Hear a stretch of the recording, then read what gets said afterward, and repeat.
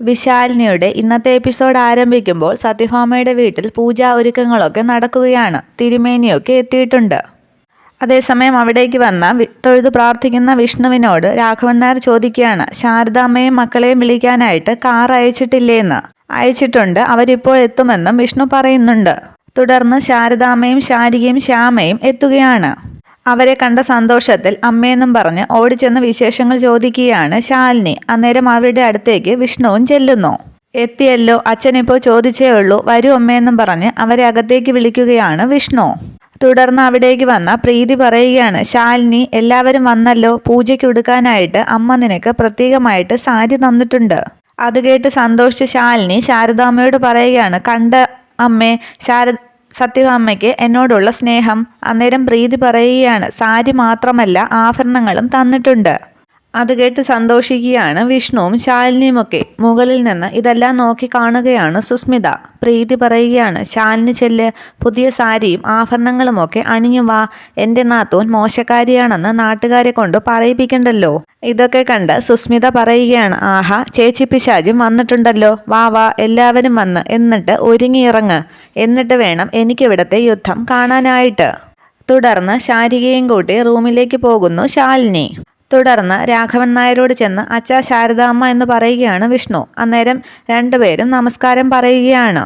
തുടർന്ന് റൂമിലെത്തുന്ന ശാരിക ബെഡിൽ കിടക്കുന്ന സാരി എടുത്തിട്ട് ചോദിക്കുകയാണ്, അയ്യേ, ഈ സാരി ഉടുക്കാനാണോ നിന്നോട് സത്യാമ്മ പറഞ്ഞത്? കണ്ടിട്ട് വെറും പഴയതുപോലെ ഉണ്ടല്ലോ, ഒട്ടും പകിട്ടുമില്ല. ഇതിനേക്കാൾ നല്ലത് നീ ഇപ്പോൾ ഇട്ടിരിക്കുന്ന ഡ്രസ്സ് തന്നെയാണ്. നീ ഇതുടുത്താൽ മോശമായിരിക്കുമെന്ന് ശാരിക പറയുമ്പോൾ ശാലിനി പറയുകയാണ്, ഏയ്, അങ്ങനെ വരുമോ? സത്യാമ്മയ്ക്ക് ചിലപ്പോൾ ഞാൻ സിമ്പിളായിട്ട് ഡ്രസ്സ് ധരിക്കുന്നതായിരിക്കും ഇഷ്ടം. അല്ലെങ്കിൽ ഒരു കാര്യം ചെയ്, അമ്മ നിനക്ക് നേരത്തെ കൊടുത്തയച്ച ഒരു സാരിയില്ലേ, അത് ഉടുക്ക് നീ. പൂജയ്ക്ക് ബന്ധുക്കളൊക്കെ ഉള്ളതല്ലേ, കണ്ടാലൊരു ഓളമായിരിക്കും എന്ന് പറയുന്നു ശാരിക. ഏയ്, അത് ശരിയാവില്ല ശാരികേച്ചി, സത്യാമ്മ എനിക്ക് വേണ്ടി സെലക്ട് ചെയ്തതാകുമ്പോൾ അത് ഉടുക്കുന്നതായിരിക്കും മര്യാദ എന്ന് പറയുകയാണ് ശാലിനി. അതേസമയം ആഭരണങ്ങളൊക്കെ എടുത്തു നോക്കുന്ന ശാരിക പെട്ടെന്ന് തറയിൽ കിടക്കുന്ന സാരി ശ്രദ്ധിക്കുകയാണ്. ആ സാരി എടുത്ത് നോക്കിയിട്ട് ശാരിക പറയുകയാണ്, ആഹാ, ഇത് കൊള്ളാമല്ലോ, എങ്കിൽ ഇതുടുക്ക് ശാലിനി. അതിനേക്കാൾ നല്ലത് ഇതാണെന്ന് പറയുമ്പോൾ സാരി എടുത്ത് നോക്കിയിട്ട് ശാലിനി പറയുകയാണ്, അത് ശരിയാവില്ല ശാരികേച്ചി, സത്യാമ്മ പറഞ്ഞതല്ലേ, അതെടുത്തില്ലെങ്കിൽ അതൊരു അപമര്യാദയായി പോകും. ഇപ്പോൾ തന്നെ നമ്മൾ 3-ാം നാളാണ്. അന്നേരം ശാരിക ചോദിക്കുകയാണ്, അപ്പോൾ നീ പറഞ്ഞതോ സത്യാമ്മയ്ക്ക് നിന്നെ വലിയ കാര്യമാണെന്ന്? ഏയ്, ഞാനതൊരു തമാശ പറഞ്ഞതല്ലേ ചേച്ചി, അത് കാര്യമായിട്ട് എടുത്തോന്ന് ചോദിക്കുന്നു ശാലിനി. തുടർന്ന് ശാലിനി പറയുകയാണ്, ഒരു കാര്യം ചെയ്യ്, ഈ ചടങ്ങിന് ചേച്ചി ഇപ്പോൾ ഈ സാരി ഉടുത്തോ, ഞാനൊന്ന് കാണട്ടെ. അത് കേട്ട് ശാരിക പറയുകയാണ്, സാരിയൊക്കെ എനിക്ക് ഇഷ്ടപ്പെട്ടു, പക്ഷെ നീ മോശം സാരി ഉടുക്കുമ്പോൾ ഞാൻ എങ്ങനെയാ ഈ നല്ല സാരി ഉടുക്കുന്നത്? അന്നേരം ചിരിച്ചുകൊണ്ട് ശാലിനി പറയുകയാണ്, ഞാനേ ഇത് ഉടുക്കുന്നത് സത്യാമ്മയുടെ ഇഷ്ടത്തിനാണ്, ചേച്ചി അത് ഉടുക്കുന്നത് എൻ്റെ ഇഷ്ടത്തിനും. മനസ്സിലായോ എന്ന് ചോദിക്കുമ്പോൾ രണ്ടുപേരും ചിരിച്ച് സന്തോഷിക്കുകയാണ്. തുടർന്ന് പൂജ നടക്കുന്ന സ്ഥലത്തേക്ക് എത്തുകയാണ് സത്യഭാമയും പ്രീതിയും. ശാരദാമ്മയെ ശ്രദ്ധിക്കാതെ സത്യഭാമ ബാക്കി എല്ലാവരോടുമായി ചോദിക്കുകയാണ്, ആഹാ, എല്ലാവരും എത്തിയല്ലോ, പൂജ നടക്കുന്നതിന് മുമ്പ് എന്തെങ്കിലും കുടിക്കാൻ എടുക്കട്ടെ? ഏയ്, പൂജ ഇപ്പോൾ തുടങ്ങുമല്ലോ, അത് കഴിഞ്ഞ് വിശാലമായിട്ട് കാപ്പി കുടിച്ചു കളയാമെന്ന് പറയുകയാണ് അതിലൊരു സ്ത്രീ. തുടർന്ന് ശാരദാമ്മ സത്യഭാമയ്ക്ക് നമസ്കാരം പറയുമ്പോൾ അത് ശ്രദ്ധിക്കാതെ നിൽക്കുകയാണ് സത്യഭാമ. അന്നേരം ശാരദാമ്മയുടെയും വിഷ്ണുവിൻ്റെയും രാഘവൻ നായരുടെയും മുഖമങ്ങ് വല്ലാതാവുകയാണ്. തുടർന്ന് ശാലിനിയെ സാരി ഉടുപ്പിക്കുകയാണ് ശാരിക.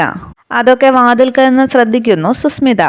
ഇപ്പോൾ നല്ല ഭംഗിയുണ്ട് കാണാനെന്ന് ശാരിക പറയുമ്പോൾ ശാലിനി പറയുകയാണ്, പിന്നല്ലാതെ സാരി ഉടുക്കാൻ നാട്ടിലുള്ള പെണ്ണുങ്ങളോടൊക്കെ ശാരികേച്ചിയെ കണ്ട് പഠിക്കുന്നതെന്നാണ് പറയുന്നത്. കുഴപ്പമൊന്നും ഇല്ലല്ലോ ചേച്ചിയെന്ന് ശാലിനി ചോദിക്കുമ്പോൾ വാതിൽക്കൽ നിൽക്കുന്ന സുസ്മിത പറയുകയാണ്, കുഴപ്പമുണ്ടാകാൻ പോകുന്നതേ ഉള്ളടി, നീ ഒന്ന് പുറത്തേക്കിറങ്ങ്. അന്നേരം ശാരിക പറയുകയാണ്, ഒരു കുഴപ്പവും ഇല്ല മോളെ. തുടർന്ന് ഞാൻ സഹായിക്കണോ ചേച്ചി സാരി ഉടുക്കാനെന്ന് ശാലിനി ചോദിക്കുമ്പോൾ വേണ്ടാന്നും, എനിക്കുടുത്ത് ശീലമുള്ളതല്ലേ, നിന്നെ അവിടെ അവരൊക്കെ അന്വേഷിക്കും, താഴേക്ക് ചെല്ലെന്ന് പറഞ്ഞ് ശാലിനിയെ പറഞ്ഞു വിടുകയാണ് ശാരിക. തുടർന്ന് താഴെ നിന്നവരൊക്കെ ചോദിക്കുകയാണ്, സത്യാമ്മയുടെ മരുമകൾ എവിടെ, കണ്ടില്ലല്ലോ. അന്നേരം പ്രീതി പറയുന്നു, ശാലിനി ഒരുങ്ങിക്കൊണ്ടിരിക്കുകയാണ്, പ്രത്യേകിച്ച് കാണാനൊന്നുമില്ല, മഹാലക്ഷ്മിയെ പോലിരിക്കുന്ന ശാരദാമ്മയുടെ മോളല്ലേ, ആ മുഖശ്രീ കുട്ടിക്കും കിട്ടിയിട്ടുണ്ടാവും എന്നൊരാൾ പറയുമ്പോൾ അത് കേട്ട് സന്തോഷിക്കുകയാണ് വിഷ്ണുവും പ്രീതിയുമൊക്കെ ശാരദാമ്മയും. അതേസമയം മുകളിൽ ശരി ചേച്ചി പെട്ടെന്ന് വാ എന്ന് പറഞ്ഞ് താഴേക്ക് ഇറങ്ങുകയാണ് ശാലിനി. തുടർന്ന് വാതിൽ നിന്നും ശാലിനി കാണാതെ മാറുകയാണ് സുസ്മിതയും. തുടർന്ന് കണ്ണാടിന് മുമ്പിൽ സാരിയൊക്കെ വെച്ച് നോക്കുന്ന ശാരികയെ നോക്കി സുസ്മിത പറയുകയാണ്, നീയും കൂടി അതുടുത്ത് വാ മോളെ, എങ്കിലല്ലേ കളി നന്നായിട്ട് മുറുകുകയുള്ളൂ. അതേസമയം താഴേക്ക് വരുന്ന ശാലിനിയെ കണ്ട് പ്രീതി പറയുകയാണ്, ദേ ശാലിനി വന്നല്ലോ. ശാലിനി വരുന്നത് കണ്ട് അവിടെ കൂടി നിന്നവരിൽ ഒരാൾ പറയുകയാണ്, ദേ ആ കുട്ടി വരുന്നത് നോക്ക്, എന്ത് മോശമാണ് ആ സാരി. ഇതെന്താ കുട്ടി, സത്യഭാമയുടെ മരുമകൾക്ക് ഒരു സാരി വാങ്ങിക്കാനുള്ള പണമില്ലേ ഈ വീട്ടിൽ?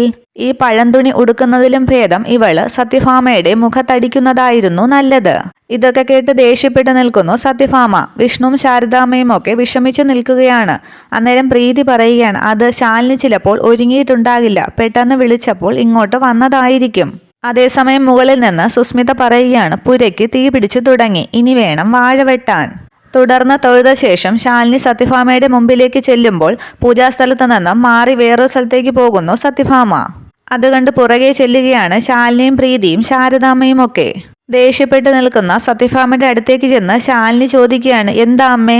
അന്നേരം അതേ ദേഷ്യഭാവത്തിൽ തന്നെ സത്യഭാമ ചോദിക്കുകയാണ്, എന്താന്നോ, ഇതാണോടി നിനക്ക് ഞാൻ ഉടുക്കാൻ തന്ന സാരി? അവൾക്കുടുക്കാൻ കൊള്ളാവുന്ന ഒരു സാരി ഇല്ലാന്ന്, പട്ടുസാരി ഉടുക്കാൻ ഇല്ലാന്നും പറഞ്ഞ് ചോദിച്ച് ദാരിദ്ര്യം കാണിച്ചിട്ട് നീ എന്താ ആളെ കളിയാക്കുകയാണോന്ന് ചോദിക്കുമ്പോൾ പെട്ടെന്ന് ശാലിനി പറയുകയാണ്, അത് അമ്മ എനിക്ക് ഉടുക്കാൻ തന്നത് ഈ സാരി തന്നെയാണല്ലോ. ചി, കള്ളം പറയുന്നോ? ഇതാണോടി ഞാൻ ഇവൾക്ക് ഉടുക്കാൻ കൊടുത്ത സാരി എന്ന് പ്രീതിയോട് ചോദിക്കുകയാണ് സത്യഭാമ. അല്ലമ്മയെന്ന് പ്രീതിയും പറയുന്നു. അന്നേരം വിഷമിച്ച് നിൽക്കുകയാണ് ശാലിനി.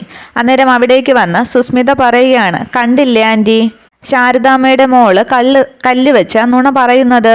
അന്നേരം സുസ്മിതയുടെ നേരെ കൈ ചൂണ്ടി ശാലിനി പറയുകയാണ്, ദേ നോക്ക് സുസ്മിതേ, ഞാൻ കള്ളം പറയില്ല, ഇത് നിന്റെ പണിയല്ലേ, നീയല്ലേ ആ സാരി മാറ്റിയത്. അന്നേരം ഒന്നും അറിയാത്ത പോലെ സുസ്മിത പറയുകയാണ്, കണ്ടോ ആന്റി, എല്ലാം ചെയ്തു വെച്ചിട്ടിപ്പോ കുറ്റം എന്റെ നേർക്കായല്ലോ. ഞാനാണത്ര ഇതൊക്കെ ചെയ്തത്, എനിക്കിപ്പോ എന്താ ഇതിന്റെയൊക്കെ ആവശ്യം. അന്നേരം സത്യഭാമ പറയുകയാണ്, ചെയ്തതാരാണെന്നൊക്കെ എനിക്ക് മനസ്സിലായി സുസ്മിതേ, നീ പറഞ്ഞില്ലെങ്കിലും അതൊക്കെ എനിക്ക് മനസ്സിലാകും. അന്നേരം ശാരദാമ്മ പറയുകയാണ്, സത്യാമ്മേ, മോൾക്ക് എന്തെങ്കിലും അബദ്ധം പറ്റിയതായിരിക്കും. ശരി, ആയിക്കോട്ടെ, എങ്കിൽ പിന്നെ ഞാൻ ഇവൾക്ക് ഉടുക്കാൻ കൊടുത്ത സാരി എവിടെ എന്ന് ചോദിക്കുന്നു സത്യഭാമ. അതേസമയം സത്യഭാമ കൊടുത്ത സാരി ഉടുത്ത് അവിടേക്ക് വരികയാണ് ശാരിക. എങ്ങനെയുണ്ട് പ്രീതി, ഞാൻ ഈ സാരി ഉടുത്തിട്ട് എന്ന് പ്രീതിയോട് ചോദിക്കുന്നു ശാരിക. അത് കേട്ട് ദേഷ്യപ്പെട്ട് സത്യഭാമ പറയുകയാണ്, കൊള്ളാം, നന്നായിട്ടുണ്ട്. എന്നിട്ട് ശാലിനിയെ നോക്കി പറയുന്നു, ഇപ്പോ മനസ്സിലായി ഞാൻ നിനക്ക് തന്ന സാരി നീ ആർക്കാണ് ഉടുക്കാൻ കൊടുത്തതെന്ന്. അന്നേരം ശാലിനി പറയുന്നു, പക്ഷേ ആ സാരിയല്ല ഞാൻ ബെഡിൽ കണ്ടത്, ഇപ്പോൾ ഞാൻ ഉടുത്തിരിക്കുന്ന ഈ സാരിയാണ്. തുടർന്ന് സുസ്മിത പറയുകയാണ്, ഓഹോ, അത് കൊള്ളാമല്ലോ, നിനക്കൊടുക്കാൻ സാരി നോക്കുമ്പോൾ നിന്റെ കണ്ണിൽ കുരു. ചേച്ചിയെ ഉടുപ്പിക്കാൻ നേരത്ത് കറക്റ്റായിട്ട് ഫാമാൻറ്റി കൊടുത്ത സാരി കാണുകയും ചെയ്തു. മതിയാക്കടി നിന്റെ അഭിനയമൊക്കെ, ആരെ കാണിക്കാനേ ഇത് എന്നൊക്കെ ചോദിക്കുകയാണ് സുസ്മിതയും. ആരഭിനയിച്ചെന്ന എന്ത് കാര്യത്തിനാന്ന് ദേഷ്യം കടിച്ചമർത്തി ചോദിക്കുകയാണ് ശാലിനി. അന്നേരം ശാരദാമ്മ പറയുകയാണ്, മതി ശാലിനി, നിർത്ത്. ഞാൻ പറഞ്ഞതൊക്കെ മറന്നുപോയോ നീ? നിന്റെ ദേഷ്യമൊന്ന് നിയന്ത്രിക്ക്. അന്നേരം സുസ്മിത പറയുകയാണ്, എന്ത് കാര്യത്തിനാണെന്ന് ഞാൻ പറയാം. ഇതുകൊണ്ട് പല നേട്ടങ്ങളുണ്ട് നിനക്ക്. ഒന്നാമത്, ആന്റിയെ മറ്റുള്ളവരുടെ മുൻപിൽ കൊച്ചാക്കാം. പിന്നെ ഇതൊരു ടെസ്റ്റ് ഡോസായിട്ട് കണക്കാക്കുകയും ചെയ്യാം. ഇതങ്ങ് കണ്ണടച്ചു വിട്ടാൽ പട്ടുസാരി മാത്രമല്ല പട്ടും വളയും ഒക്കെ ഇവിടെന്ന് മുക്കാമല്ലോ. പൊങ്ങുന്നത് ഏതെങ്കിലും ചായക്കടയിലായിരിക്കും. ചേച്ചിയും അമ്മയും ഒക്കെ ഇതിവിടെന്ന് കൊണ്ടുപോയിട്ട് എന്ന് ശാരദാമ്മയും ശാരികയും ശ്യാമയും ഒക്കെ നോക്കി പറയുന്നു സുസ്മിത. ദേ സുസ്മിതേ എന്നും പറഞ്ഞ് കൈ ചൂണ്ടിക്കൊണ്ട് ശാലിനി സുസ്മിതയുടെ നേർക്കടുക്കുമ്പോൾ പെട്ടെന്ന് ശാലിനിയുടെ കൈ പിടിച്ച് പ്രീതി പറയുകയാണ്, മതി സുസ്മിതേ, നിർത്ത്. നീ പറയുന്നതെല്ലാം കേട്ടാൽ തോന്നുമല്ലോ നീ എല്ലാം കണ്ടിട്ടാണ് പറയുന്നതെന്ന്. അതെന്തിനാ നേരിട്ട് കാണുന്നത്? ഇവൾ ഈ സാരി ഉടുത്ത് നിൽക്കുന്നത് കണ്ടാൽ തന്നെ കാര്യങ്ങളൊക്കെ മനസ്സിലാകുമല്ലോ എന്ന് ചോദിക്കുന്നു സുസ്മിത.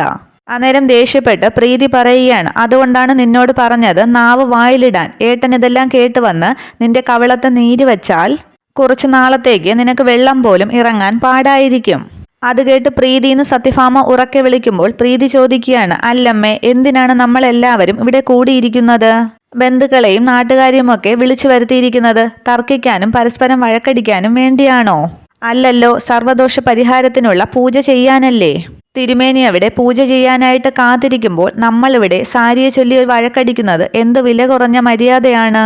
എത്രയും പെട്ടെന്ന് പൂജ തുടങ്ങണം. ചില ദോഷങ്ങളൊക്കെ ഒഴിഞ്ഞു പോകാത്തതുകൊണ്ടാണ് ഇങ്ങനെയൊക്കെ സംഭവിക്കുന്നതെന്ന് ഒന്ന് സുസ്മിതയെ നോക്കി പറയുകയാണ് പ്രീതി.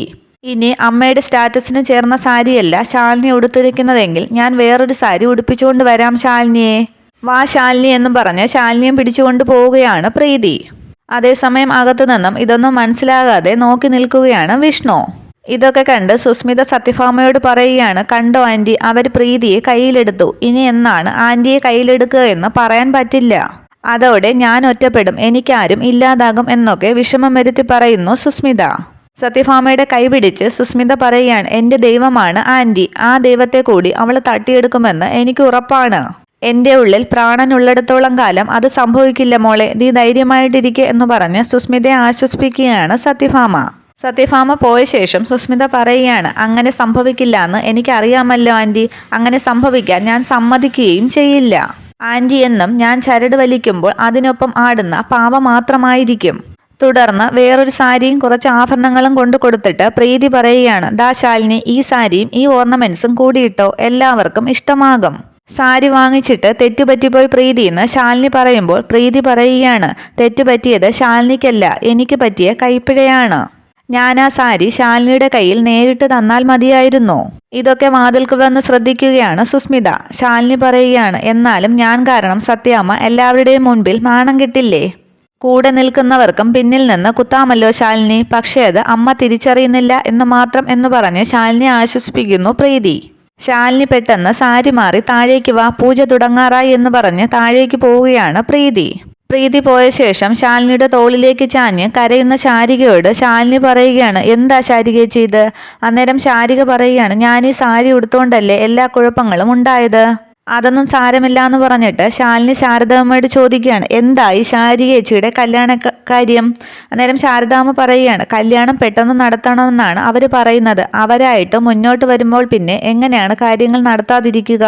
അപ്പോൾ സ്വർണമോ എന്ന് ശാലിനി ചോദിക്കുമ്പോൾ ശാരദാമ്മ പറയുകയാണ്, അതിനൊരു വഴി കണ്ടിട്ടുണ്ട്. അതിനുശേഷം ബാഗിൽ നിന്നും 2 വളയെടുത്ത് ശാലിനിക്ക് നേരെ നീട്ടുകയാണ് ശാരദാമ്മ. അത് വാങ്ങി നോക്കി നിൽക്കുകയാണ് ശാലിനി. പക്ഷെ ഇതെല്ലാം ശ്രദ്ധിച്ച് വാതിൽക്കൽ തന്നെ നിൽക്കുകയാണ് സുസ്മിതയും. ഇത്രയുമാണ് ഇന്നത്തെ എപ്പിസോഡ് വിശേഷങ്ങൾ. Okay, thank you.